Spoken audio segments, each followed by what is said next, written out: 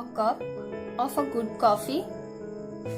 One day he was lying on his back dreaming of it when he heard the welcome sound of the wooden sandal of Gandhi ji. यानी कि ये जो लड़का था उसे coffee पीने की बहुत तमन्ना थी, उसकी चाह हो रही थी कि वो उसे कॉफी मिल जाए। वन डे एक दिन वह पीठ के बल लेटा हुआ था, इमेजिन कर रहा था कि कैसे उसे कॉफी मिल जाती, कि उसके कानों में गांधी जी के लकड़ी के जो चंदन चप्पल थी उसकी आवाजें आती, यानी कि wooden sandal. A minute later, a Gandhiji entered with his the never falling smile and cheering word. कुछ मिनटों के बाद उत्साहपूर्ण मुस्कुराते हुए चीयरफुल वर्ड यानी कि प्रसन्नता भाव से गांधी जी वहां प्रकट होते हैं। He looked at a lad and said, "Now you are the decidedly better. You must have recovered your the appetite. What would you like to eat?" Some good उपमा और थशाई, यानी कि ही लुक यानी कि वह लड़के की ओर देखते हुए कहते हैं, now you are the decidedly better, यानी कि तुम अब अच्छे लग रहे हो। और इससे क्या है कि जो तुम्हारी भूख वापस आ गई है, यानी कि you must have the recovered your the apatite, यानी कि जो तुम्हारे पेचिस है वो यानी कि वो सही हो रही है, और मुझे लगता है कि तुम्हें अब भूख भी लगेगी। और इससे क्या है कि तुम्हारी भूख भी जो रहेंगी वो वापस आ जाएंगी। तो यहाँ पे कहता है कि what would you like to eat, यहाँ पे गांधी जी नम्रता पूर्वक से कहते हैं कि क्या तुम खाना पसंद करोगे? सम गुड उपमा और थशाई, ये एक साउथ इंडियन भोजन है।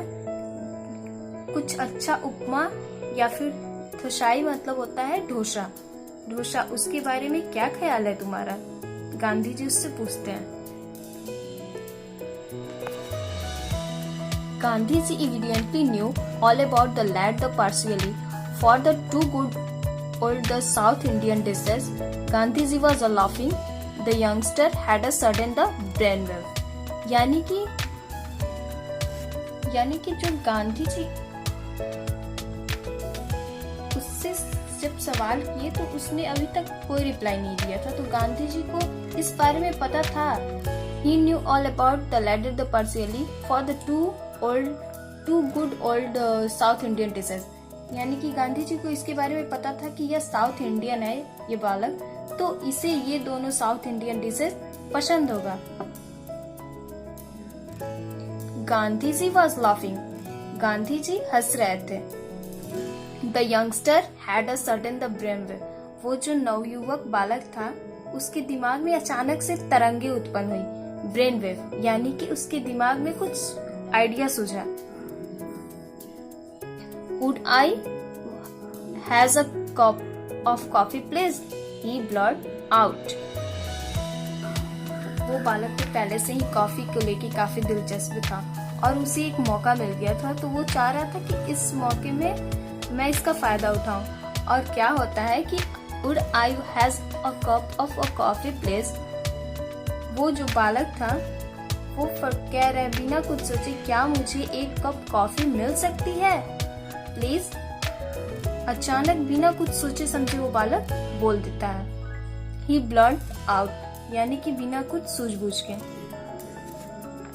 Gandhi ji answered with a peal of laughter, यानी कि गांधी जी मुस्कुराते हुए जवाब देते हैं। Oh you old a senior, that is a what you want, यानी कि गांधी जी मुस्कुराते हुए कहते हैं, अच्छा तो तुम्हें ये चाहिए, तुम इसके इच्छुक हो। वो मुस्कुराते हुए कहते हैं, and then seeing the look on the lad's face, he added, you the certainly shall have you a cup of coffee. Yes light coffee will the smooth your stomach. यानी कि गांधी जी मुस्कुराते हुए उससे कहते हैं, उस बंदे से, उसके बंदे की तरफ देखते हुए कहते हैं कि जरूर कॉफी मिलेगी, बट हल्की कॉफी मिलेगी। Yes light coffee will smooth your stomach. यानी कि तुम्हें हल्की कॉफी मिलेगी जो बिल्कुल कड़वी ना हो, जो तुम्हारे पेट के लिए सही हो। And what will have with a coffee. और मुस्कुराते हुए ये भी उससे कहते हैं कि और तुम कॉफी के साथ क्या लोगे। I don't think we can make a upma और thosai, but warm toast would go well with a coffee. I shall send you a tray. यानी कि वो गांधी जी कहते हैं कि मतलब तुम कॉफी के साथ और क्या लोगे। I don't think we can make a upma और डोसा।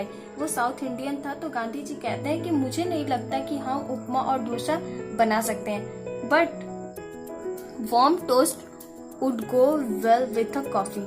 लेकिन मैं कोशिश जरूर करूंगा कि तुम्हारे लिए गर्मा गर्म टोस्ट ठीक रहेगा। आई shall send you a tray. और मैं कोशिश करूंगा कि उसको ट्रे में सेंड किया जाए, यानी कि तुम्हारे पास भेजा जाए। With that and a kind of parting words Gandhi ji left the room. वो जाते हुए कुछ प्यार के शब्द बोलते गए। The lad lay waiting. वो जो बालक था, नवयुवक, वो इंतजार कर रहा था। He could not believe his a good luck. उसको विश्वास नहीं हो रहा था कि ऐसा उसका भाग्य जग गया। कॉफी इन द साबरमती, वो भी कॉफी साबरमती में, जबकि साबरमती में कॉफी अलाउड था ही नहीं। And the Gandhi ji himself offer to send it. ऊपर से सोने पे सुहागा ये रहा कि वो ऑफर उसको गांधी जी ने खुद दिया। गांधी जिस कुटी cottage was at the other end of the आश्रम। यानी कि जो गांधी जी की कॉटेज थी, कुटिया थी, वो आश्रम के अंतिम छोर पे थी। एक good way cross the road, और रोड के दूसरे छोर पे। The lad could well the imagine what would happen. Gandhi ji would go to Kasturba in her kitchen and ask for the coffee and the toast. ये जो नवयुवक था वो इमेजिन करने लगा, यानी कि कल्पना करने लगा कि क्या होगा, क्या हो रहा होगा। Gandhi ji would go to the Kasturba in her kitchen and ask for the coffee and toast. Gandhi ji चाह रहे थे कि वो कस्तूरबा, यानी कि अपनी बीवी, उसके पास किचन में जाए और उनसे कॉफी के लिए और टोस्ट के लिए कहे। But it was a untimely hour. Untimely मतलब यानी कि उचित समय नहीं था। But it was an untimely hour, यानी कि ये जो समय था ये उचित नहीं था। Because the kitchen would be closed, क्योंकि वो जो किचन था, रसोईया था, वो बंद हो गया था। बा हरसेल्फ, यहाँ बा किसे कहा गया है, तो कस्तूरबा को, क्योंकि वहाँ कस्तूरबा गांधी जो गांधी जी की पत्नी थी, लोग उन्हें बा कह के बुलाते थे। बा herself would be taking a rest. बा जो थी उस समय उनका आराम करने का समय था, आराम कर रही थी। Had he caused Gandhi ji is too much botheration. Gandhi ji botheration यानी कि परेशान न करना। गांधी जी नहीं चाहते थे कि वो कस्तूरबा को परेशान करे। सम 20 मिनट्स पास्ट। ऐसे ही धीरे धीरे कुछ समय यानी कि 20 मिनट गुजर गए।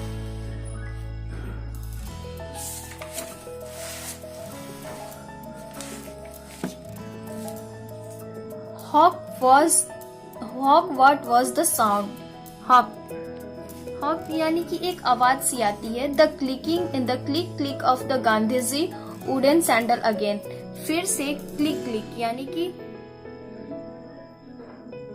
टपक की आवाजें, यानी कि जो उनके सैंडल की आवाजें थी वो आवाजें फिर से आती हैं। Had a coffee been called of. ये जो लड़का था, बंदा था, वो सोचने लगा कि क्या कॉफी बनाने से मना कर दिया गया। Had coffee been called off. His heart sank within him, यानी कि सैंक यानी कि डूबना। तो यहाँ पे उसका जो हृदय था, उसका जो दिल था, वो मन बिल्कुल बैठ सा गया था।